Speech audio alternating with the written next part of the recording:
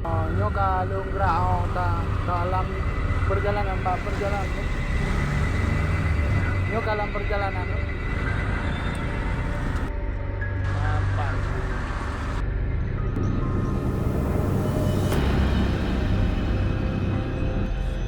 Nyo kalunggra ta. Ricky Murdani, warga Aceh Utara, berhasil melarikan diri dari Phnom Penh, Kamboja setelah sempat disekap selama 2 pekan di tempat yang dikelola oleh sindikat scammer. Sebelumnya, Ricky sempat bekerja di sebuah perusahaan judi online di Kamboja selama 2 tahun tanpa mendapatkan penghasilan yang layak. Karena tergiur janji gaji besar, ia mencoba pindah kerja melalui seorang agen.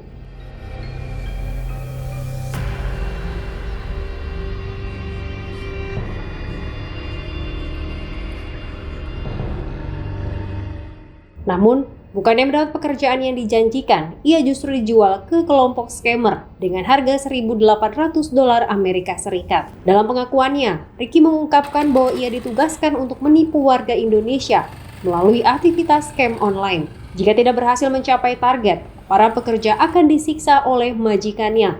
Seluruh dokumen pribadinya disita agar tidak bisa melarikan diri.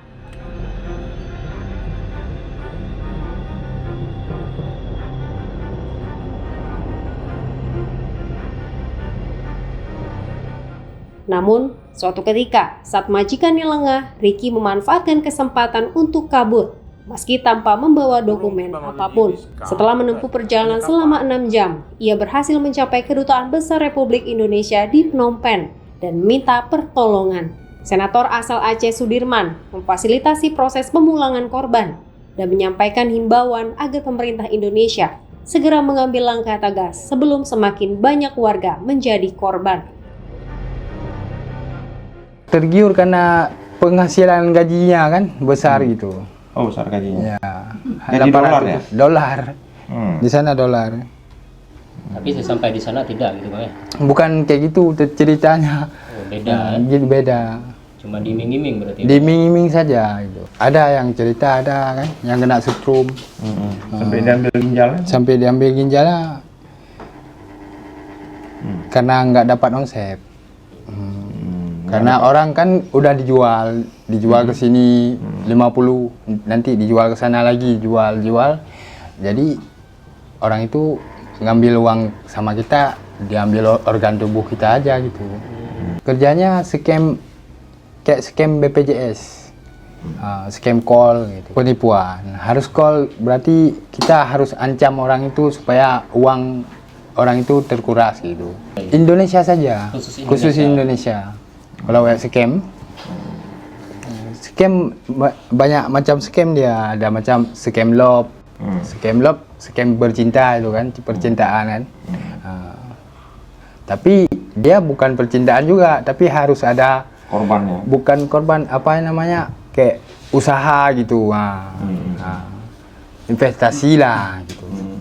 Scam saya belum sempat ini, masih dua minggu.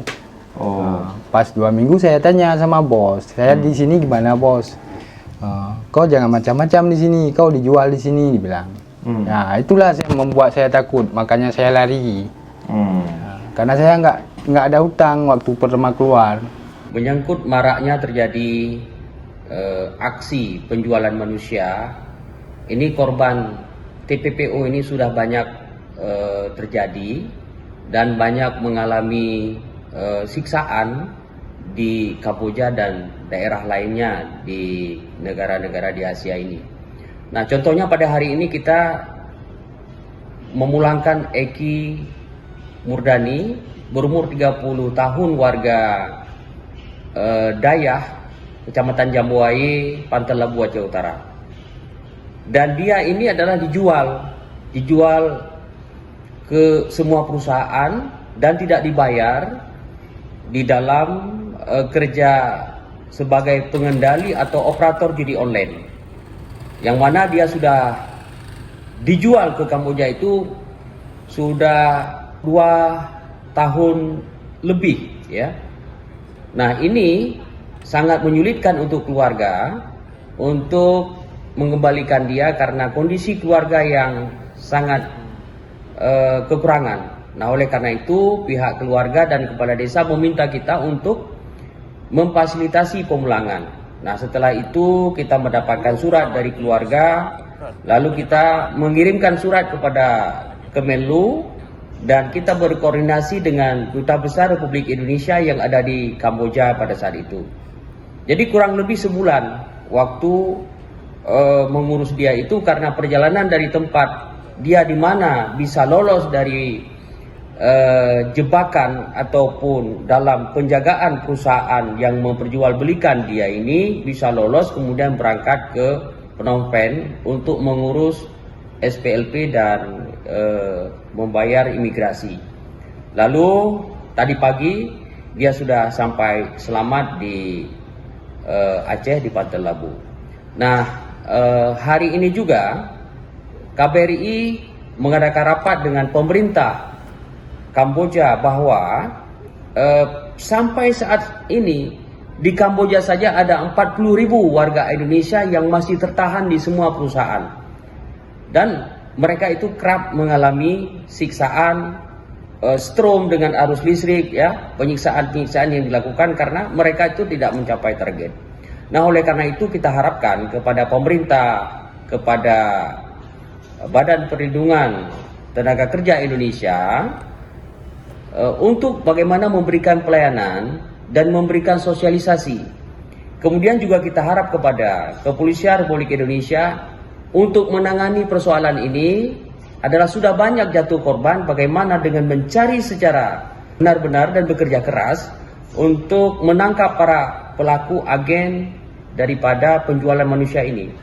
Karena selama ini kita ketahui dan informasi yang kita dapat bahwa agen-agen ini mencari keuntungan. Beberapa negara itu menjadi pengendali judi online. Itu korbannya warga Indonesia, itu kisaran umurnya 30 tahun ke bawah. Dengan iming-iming memberikan kerja di perusahaan, memberikan kerja di warung, dan itu sangat kontradiksi dengan kenyataan yang ada. Padahal mereka itu dipekerjakan sebagai pengendali judi online, scammer dan lain sebagainya. Dan kita dapatkan informasi juga untuk setiap pemberangkatan pekerja ini, agen ini mendapatkan uang lebih kurang 10 juta per kepala. Nah, ini betul-betul mafia perdagangan manusia yang perlu diberantas dan menjadi musuh bersama. Oleh karena itu, semua kita bergerak untuk mengatasi hal ini. Ini adalah suatu perbuatan yang melanggar hukum dan tentu ini menguntungkan para penjahat yang memanfaatkan manusia. Maka oleh karena itu, kita bersepakat ini harus segera ditindaklanjuti dan dibersihkan.